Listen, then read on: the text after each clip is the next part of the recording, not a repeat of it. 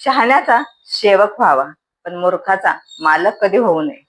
कधी कधी चांगल्या संगतीचा वेगळाच परिणाम होतो. एकदा एक गोसावी जंगलापासून आपल्या गुहेकडे निघाला होता. गुहेकडे जात असताना त्याला एका अस्वलाचा कंताना आवाज आला.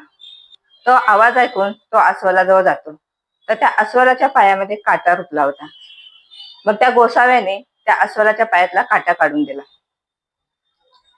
त्यावर अस्वल बोलला, मी तुमचे खूप आभारी आहे, मला तुमची सेवा करायचा मोका द्या. त्यावेळी तो गोसावी बोलतो, मी काही उपकार केला नाही, माझं हे कर्तव्य होतं ते मी केलं. तरी अस्वल काय ऐकेना, तो अडूनच बसला, मला तुमची सेवाच करायची आहे. गोसावी अस्वलाला सोबत घेऊन गेला.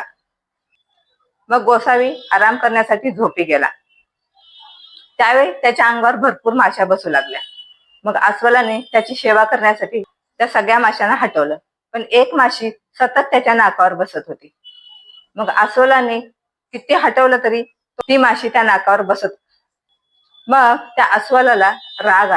त्याने जोरात माशीवर पंजा मारला आणि त्या माशीचा चुरा केला.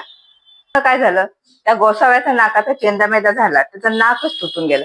त्यामुळे चेहराच विचित्र झाला. म्हणून म्हणते, शहाण्याचं सेवक व्हावं, पण मूर्खाचं कधी मालक होऊ नये.